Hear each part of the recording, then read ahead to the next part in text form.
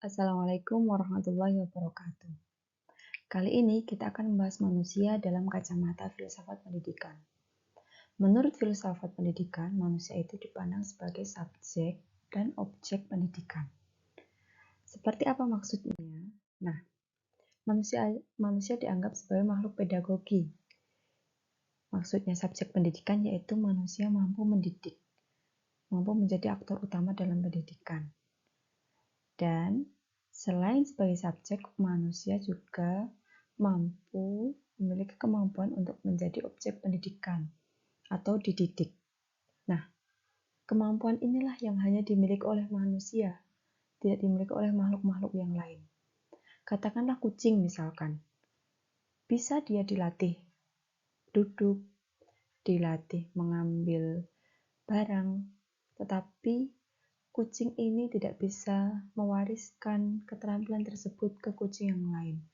Sedangkan manusia, dia mewariskan kebudayaan, mewariskan nilai-nilai, norma-norma ke generasi berikutnya. Nah, sebagai manusia, kita dibekali beberapa potensi. Potensi-potensi itu yang pertama, yaitu potensi naluri atau potensi emosional.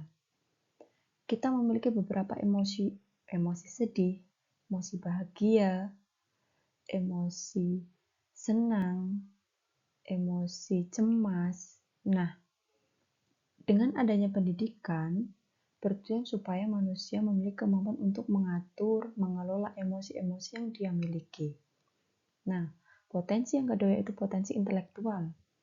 Manusia dibekali akal oleh Tuhan, sehingga potensi inilah dikembangkan melalui pendidikan.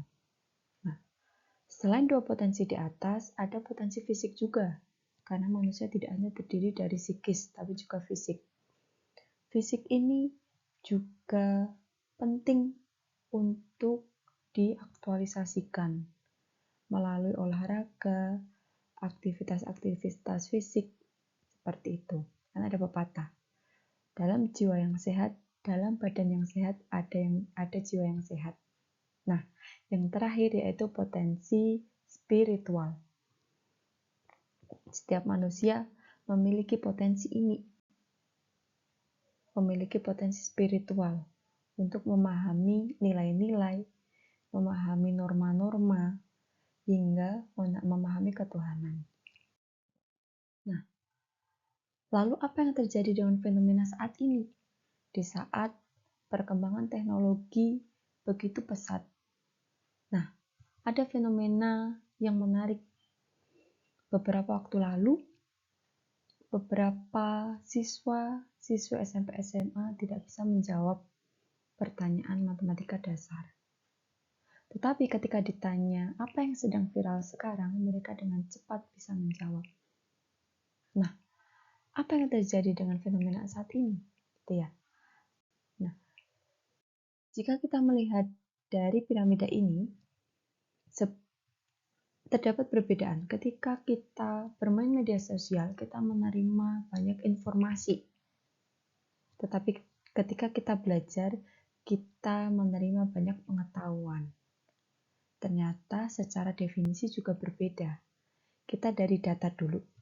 Nah, sebelum informasi merupakan kumpulan-kumpulan dari data.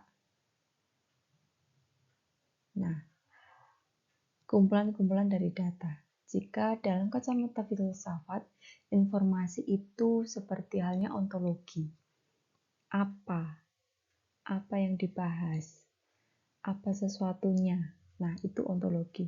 Sedangkan knowledge atau pengetahuan itu adalah kumpulan informasi yang bisa dipertanggungjawabkan.